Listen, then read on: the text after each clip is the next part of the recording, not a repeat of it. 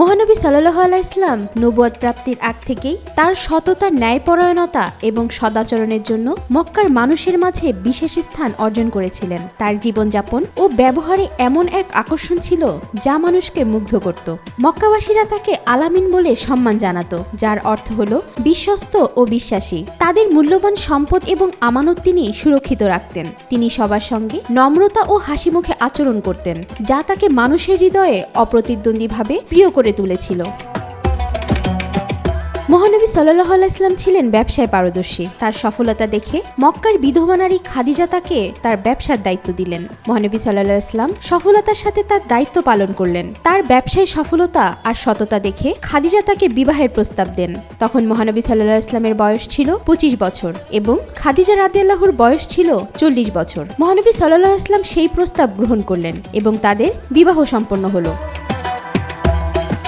নবুয়ত প্রাপ্তির আগ থেকেই মহানবী সাল্লাল্লাহু আলাইহি ইসলাম সমাজের অসঙ্গতি ও অবিচার নিয়ে খুব চিন্তিত ছিলেন। তিনি নিজে যেহেতু এতিম ছিলেন, তাই তিনি সবসময় চেষ্টা করতেন এতিমদের সাহায্য করতে। তার প্রতিবেশীদের কেউ যদি না খেয়ে থাকতো, তাদের জন্য খাবারের ব্যবস্থা করতেন তিনি। তার চারপাশের সমাজের অসঙ্গতি দেখে তিনি ঠিক করলেন কিছু সময় একা থাকবেন, ধ্যানে মগ্ন থাকবেন।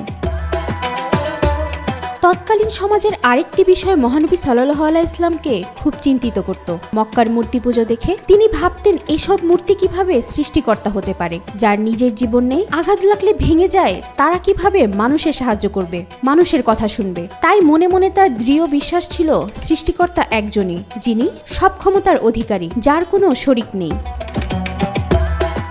এসব ভাবনা থেকে তিনি চিন্তা করলেন শহরের বাইরে হেরা গুহায় ধ্যানমগ্ন থাকবেন। কিভাবে মানুষের জীবনকে সুন্দর করা যায়, কিভাবে মানুষকে সঠিক পথে আনা যায়, তা নিয়ে চিন্তা করতে থাকলেন। তিনি যখন তার স্ত্রী খাদিজাকে বললেন তার ধ্যানে বসার কথা, তিনি এক কথায় রাজি হলেন আর তার সাথে কিছু খাবার আর পানি দিয়ে দিলেন। মহানবী সাল্লাল্লাহু আলাইহি ইসলাম প্রায় হেরা গুহায় ধ্যানমগ্ন থাকা শুরু করলেন।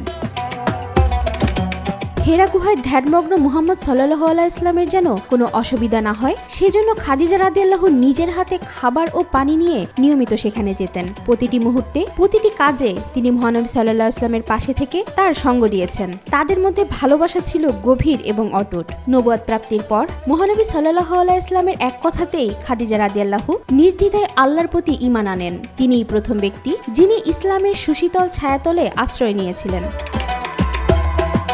ওয়াহিদা পারভিন ঈশিতা, আজকাল।